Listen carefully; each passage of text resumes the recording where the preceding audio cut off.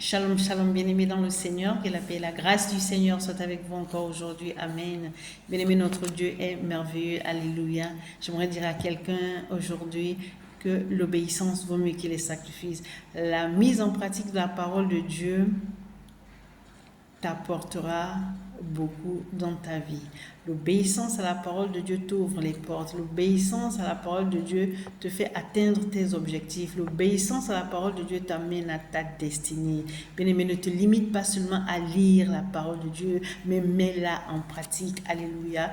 Nous allons aller à la lumière de la parole de Dieu dans le livre de Romains chapitre 3 au verset 13. La parole de Dieu dit ceci: ce ne sont pas en effet ceux qui écoutent la loi qui sont justes devant Dieu, mais ce sont ceux qui la mettent en pratique qui seront justifiés. C'est quand tu mettras la parole de Dieu en pratique que tu seras justifié.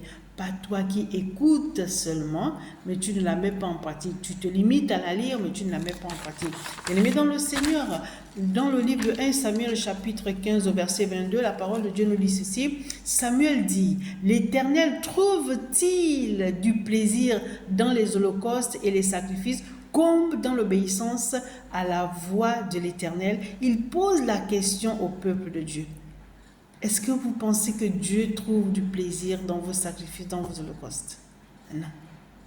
Et il continue: voici, l'obéissance vaut mieux que les sacrifices et l'observation de sa parole vaut mieux que la graisse des béliers. Donc j'aimerais nous dire ici que ce ne sont pas tes sacrifices qui plaisent à Dieu, mais c'est ton obéissance. Alléluia. Bien-aimé dans le Seigneur, tu peux venir à l'église tous les dimanches et à l'heure. Tu balayes l'église, tu ranges les chaises, tout ça c'est bien. Mais est-ce que tu pratiques vraiment la parole de Dieu ou tu le fais tout simplement pour te faire voir? Vous voyez, il y a des personnes qui aiment se montrer, hein. Je fais ci, je fais ça, je fais ci, je fais ça. Et sorti de là, ce sont des personnes exécrables. Tu n'aimes pas ton prochain, tu ne dis pas bonjour à ton frère en Christ hors de l'église.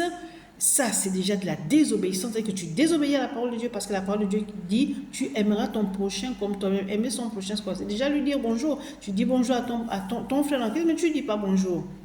Tu vois ton frère ou ta soeur en crise sous la pluie, tu es en voiture, tu ne t'arrêtes pas. Bien aimé, tout ça c'est quoi? Et pourtant tu viens à l'église, hein, tous les dimanches tu es là, tu es toujours à l'heure, c'est toi qui fais tout, qui range tout. Mais sorti de l'église, tu es une personne exécrable. La parole de Dieu dit: l'obéissance vaut mieux que le sacrifice.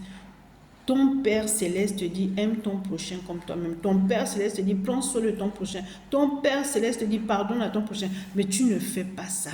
Et tu te poses la question, tu te dis: mais, et pourtant je suis à l'église le dimanche. Qui plus est, je suis toujours à l'heure. Pourquoi je n'arrive pas à atteindre mes objectifs? Pourquoi les portes me sont fermées? Pourquoi? Mais tu as la réponse. Tu as la réponse. Tu ne mets pas en pratique la parole de Dieu. Tu fais comme toi tu veux. J'ai décidé de venir tous les dimanches à l'heure, je viendrai à l'heure. J'ai décidé de ranger les chaises à l'église. C'est-à-dire que c'est toi. J'ai. Mais la parole de Dieu te dit quoi? La parole de Dieu te dit quoi? Alléluia. Regardez ce que nous dit la parole de Dieu dans le livre de Lévitique, chapitre 26, à partir du verset 23. Je lis la parole de Dieu avec respect. Si vous suivez mes lois, si vous gardez mes commandements et les mettez en pratique, je vous enverrai des pluies en leur saison. La terre donnera ses produits et les arbres des champs donneront leurs fruits. Bien-aimés dans le Seigneur, la bénédiction a des conditions. Tu veux réussir dans la vie, il y a des conditions. Il y a des principes, il y a des préceptes, il y a des lois à respecter. Alléluia. Si vous suivez mes lois, si vous gardez mes commandements et les mettez en pratique, c'est-à-dire qu'il faut, c'est pas seulement suivre, c'est pas seulement écouter, il faut aussi les mettre en pratique. Voilà ce que c'est. Je vous enverrai des pluies en leur saison, la terre donnera ses produits et les arbres des champs donneront leurs fruits. Donc, c'est conditionné. Tu ne peux pas faire comme toi tu veux. Tu dois faire comme la parole de Dieu le demande. Amen. À peine aurez-vous battu le blé que vous toucherez à la vendange. et la vendange atteindra les semailles. Vous mangerez votre pain à satiété et vous habiterez en sécurité dans votre pays. Ton obéissance, voici ce que ça produit. Dieu sera toujours avec toi. Tu ne seras pas en manque. Il va te guider, il va te protéger parce que tu obéis à sa parole. Tu mets sa parole en pratique, il ne peut pas te laisser dans la misère, dans la faim, dans le manque, dans la maladie. Non, ce n'est pas possible. D'où l'importance, bien-aimés dans le Seigneur, de mettre la parole en pratique. Ne nous limitons pas seulement à la lire. Et puis, j'ai lu la parole de Dieu. La parole de Dieu dit ci, la parole de Dieu dit ça. Mais tu ne mets jamais ça en pratique. Alléluia. Il dit, je mettrai la paix dans le pays et personne ne troublera votre sommeil. L'obéissance, les bienfaits de l'obéissance. Dieu veille sur toi. Il dit, mets la paix dans ton pays, dans ta maison, dans ton foyer, dans ton mariage, dans ton travail, et personne ne viendra te troubler. Personne ne te troublera. Personne ne troublera ton sommeil. Je ferai disparaître du pays les bêtes féroces et l'épée ne passera point par votre pays. Vous poursuivez vos ennemis et ils tomberont devant vous par l'épée. 5 d'entre vous en poursuivant 100 et 100 d'entre vous en poursuivant 10 000. Et vos ennemis tomberont devant vous par l'épée. Donc, vous n'avez pas d'effort à faire. Est-ce que vous voyez un peu les bienfaits de l'obéissance? Bien-aimés, nous sommes dans la désobéissance. Malgré ça, Dieu nous rappelle à l'ordre. Parce qu'il connaît les conséquences de la désobéissance. Tu es désobéissant, tu ouvres, tu déroules le tapis rouge à Satan. Et tu fais rentrer dans ta vie. Tu le fais rentrer dans ta vie tranquillement. C'est que c'est toi qui l'invites par ta désobéissance. Et tu dors avec lui. Donc ça veut dire que dans ta maison, bien aimé dans le Seigneur, il y a beaucoup qui dorment avec les démons. Démons de colère, démons de la haine, démons de la jalousie, démons de la désobéissance. On nourrit ces gens-là. Donc ça nous éloigne de Dieu et ils sont là tranquillement.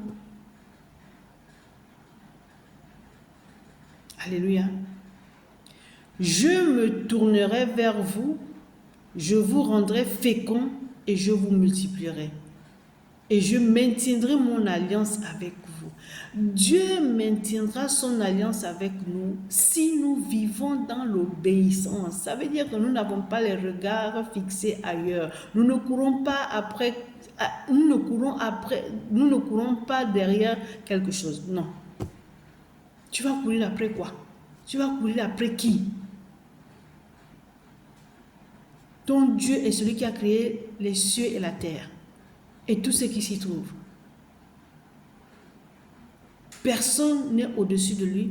Personne ne peut résister devant sa puissance. Donc il dit ici, alléluia, je me tournerai vers vous, je vous rendrai fécond et je vous multiplierai. Et je maintiendrai mon alliance avec vous. Obéis à ton Dieu. Pratique la parole de Dieu. Alléluia. Et il dit quoi? Il maintiendra son alliance avec toi. Si tu cours après d'autres puissances, après d'autres dieux, si tu cherches à aller plus vite que Dieu, parce que tu crois que tu es en retard, alors tu vas vers d'autres dieux pour te donner des puissances diaboliques, sataniques et maléfiques, tu ne réussiras pas. Tu vas t'enfoncer. Conséquence de la désobéissance. Malédiction, la mort. Alléluia. Vous mangerez des anciennes récoltes et vous sortirez les vieilles pour faire place aux nouvelles. J'établirai ma demeure au milieu de vous et mon âme ne vous aura point en horreur. Je marcherai au milieu de vous, je serai votre Dieu et vous serez mon peuple. My God, quelle joie, quel bonheur d'appartenir à Dieu. Il dit qu'il sera notre Dieu et nous serons son peuple. Si tu fais partie du peuple de Dieu là, qui peut te toucher? Si tu te dis que quelles que soient les situations par lesquelles je passe, quels que soient les rejets, quelles que soient les humiliations, je sais que mon Dieu ne m'a pas oublié. À travers ces humiliations, il m'enseigne. À travers ces rejets, il m'enseigne. Donc, je m'accroche à lui. Il est mon Dieu. Je suis son peuple. Je suis son enfant. Je suis son fils. Alléluia. Je suis l'Éternel, votre Dieu, qui vous a fait sortir du pays d'Égypte, qui vous a tiré de la servitude. J'ai brisé les liens de votre joug et je vous ai fait marcher la tête levée. My God, il t'a sorti de la boue. Tous ceux qui te piétinaient pensaient que tu n'allais pas t'en sortir. Tous ceux qui t'ont humilié se disaient tu vas rester là, tu ne bougeras pas, tu tourneras en rond. Mais ce sont eux qui tournent maintenant en rond. Ce sont eux qui te regardent maintenant avec des yeux d'étonnement. Alléluia. Quand tu appartiens à Dieu, quand tu lui fais totalement confiance, voilà ce qu'il fait. Il te sort de la servitude. Il humilie tes ennemis devant toi. Je vais reprendre le verset là. Il dit, je suis l'Éternel, votre Dieu. Donc, il est l'Éternel, ton Dieu, qui vous a fait sortir du pays d'Égypte. En Égypte où tu étais là, je ne sais pas quel est ton Égypte. Il est ce Dieu-là qui t'a sorti de ton Égypte. Alléluia. Qui vous a tiré de la servitude. Je ne sais pas dans quelle servitude tu étais, mais il t'a sorti de là. J'ai brisé les liens de votre joug et je vous ai fait marcher la tête levée. Alléluia. Voilà les bienfaits de l'obéissance. Bien-aimé dans le Seigneur, ne te dis pas je suis en retard. Qu'est-ce que je dois faire? Alors tu es tenté d'aller chercher la puissance ailleurs, mais tu vas tomber. Tu ne peux pas avoir choisi celui qui a créé le ciel et la terre et tout ce qui s'y trouve. Tu étais en esclavage. Il t'a sorti de là. Il te fait marcher la tête levée. Et parce que tu as un petit pépin, tu te dis non, il faut que j'aille chercher ailleurs. Ou bien tu dis, est-ce qu'il est encore avec moi? Mais il est toujours avec toi. Qui t'a dit que tu ne vas pas passer par des tribulations, par des adversités? Qui t'a dit ça? Personne. Ce n'est pas écrit dans la Bible. Donc, attends-toi à tout ça et que cela ne t'éloigne pas de Dieu, que cela ne te fasse pas renier la foi. Dieu est là avec toi. Dans les bons comme dans les mauvais moments, quand tu obéis à sa parole, il sera toujours et toujours avec toi. Alléluia. Alors, bien-aimés dans le Seigneur, je nous exhorte à avoir les yeux fixés que sur l'Éternel des armées. Bien-aimés, quand tu vois que les choses sont dures, tu as fourni tellement de fer. Et au bout du fil, tu vois que, waouh, mais c'est trop long, c'est trop long, c'est trop long, il y a des complications. Persévère. C'est dans cette persévérance-là que tu verras la main de Dieu. Ne dis pas je persévère pour rien. Ne dis pas Dieu ne me voit pas. Ne dis pas qu'est-ce que j'ai fait. Tu commences à te poser mille et une questions. Peut-être que j'ai fait, peut-être que ceci, peut-être que cela. Voilà pourquoi Dieu m'a oublié. Non, c'est toi qui te fais un cinéma dans ta tête. Dieu ne t'a pas oublié. Peut-être que ce n'est pas à ce moment précis que tu dois atteindre ta destinée. Donc, il te fait tourner là et tu crois qu'il t'a oublié.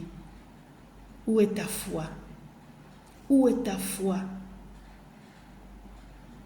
Alléluia. Alors, bien-aimé dans le Seigneur, l'obéissance vaut mieux que les sacrifices. Que Dieu vous bénisse. C'était votre humble sœur et servante, le prophète Jérémie, du ministère des enfants perdus depuis le Gabon. Amen. Soyez bénis.